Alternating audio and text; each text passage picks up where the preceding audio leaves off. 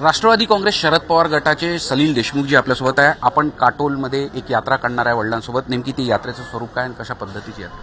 ही शेतकऱ्यांना त्या ठिकाणी शेतकऱ्यांच्या प्रती जे महायुती सरकारमध्ये जे काही चुकीची धोरणं धरून त्या ठिकाणी त्यांच्यावर लादले गेले किंवा त्यांचे जो त्रास सहन करावा लागला शेतकऱ्यांना, त्या विषयाच्या अनुषंगाने ही त्या ठिकाणी गावागावामध्ये जाऊन आमच्या शेतकरी बांधवाला त्या ठिकाणी त्याच्यासोबत संवाद साधून ही यात्रा त्या ठिकाणी करणार आहे. कुठून कुठपर्यंत जाणार आहे यात्रा? कसं स्वरूप राहणार आहे? कोणाच्या नेतृत्वात निघणार आहे? कोण कोण सहभागी होणार आहे? नेतृत्व सामूहिक असणार आहे. नेतृत्व अनिल बाबू देशमुखांचाच असणार आहे.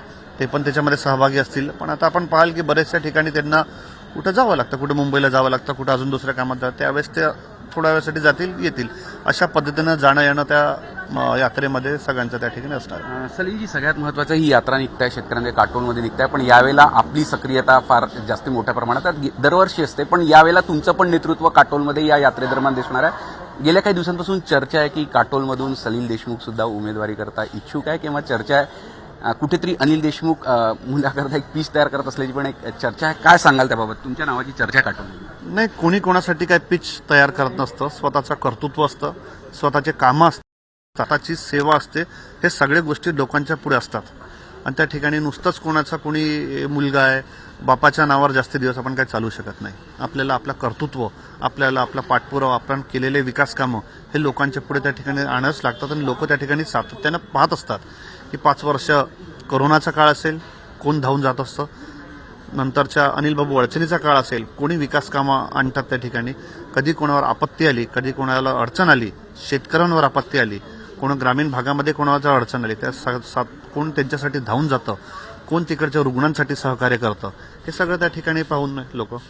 म्हणून जे काही आपलं काम आहे ते लोकांच्या पुढे आहे. येणाऱ्या दिवसामध्ये जसं मी सांगितलं, नरखेड आणि काटोलबद्दल तुम्ही मला विचारलं. नरखेड आणि काटोलचा हा आमचा राष्ट्रवादी काँग्रेस पक्षाचा मोठा परिवार आहे आणि या परिवारामध्ये सगळ्या लोकांसोबत, लहान कार्यकर्त्यां, मोठ्या पदाधिकाऱ्यांसोबत, सगळ्यांसोबत चर्चा करून, सगळ्यांचे विचार विमर्श करून येणारा निर्णय घेतला जाईल. म्हणजे तुम्ही घेतलेल्या मेहनतीचं फळ मिळणं तिथे अपेक्षित आहे. जसं तुम्ही म्हणता की गेल्या कालावधीत तुम्ही ज्या सक्रियपणे तिथे मेहनत घेतलेली आहे, त्यामुळे त्याचा एक कुठेतरी पावती मिळायला पाहिजे.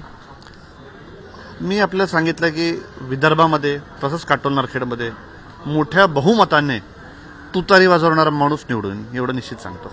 सगळ्यात महत्त्वाचं, गेल्या काही पासून तुम्ही जसे युवा नेते आहे तसे काँग्रेसमधले याज्ञवल्क्य जिचकार हे सुद्धा तिथून दावा करताय. काल त्यांनी तिथून मुलाखत पण दिलेली आहे, ते सुद्धा दावा करताय. त्यामुळे एक चर्चा सुरू आहे याज्ञवल्क्याची. महाविकास आघाडीमध्ये राष्ट्रवादी काँग्रेस किंवा काँग्रेस, याज्ञवल्क्याबद्दल काय सांगा? तो त्यांचा पक्षाचा विषय आहे आणि ते त्यांनी त्यांच्या पक्षाकडे मागणी केली, त्यांचा पक्ष आणि ते त्या ठिकाणी ठरवतील.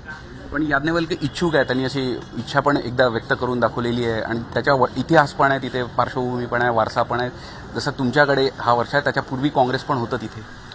ती त्यांची इच्छा आहे, त्यांचा पक्ष आहे, ते ठरवतील. आपण बघू शकतो काटोलमधली ही संपूर्ण लढाई आहे. सलील देशमुख यांनी थेट जरी सांगितलं नसलं तरी आम्ही तिथल्या कार्यकर्त्यांसोबत चर्चा करू आणि त्यानंतर आम्ही निर्णय घेऊ. कारण की अनिल देशमुख आणि सलील देशमुख हे दोघंही तिथून पूर्णपणे सक्रिय आहे. सलील देशमुख सुद्धा आता यात्रेमध्ये पूर्णपणे सक्रिय राहणार असल्याचं त्यांनी सांगितलं. झी मीडियासाठी व्हिडिओ रत्नश्री सातपुतेसह अमर काणे, नागपूर.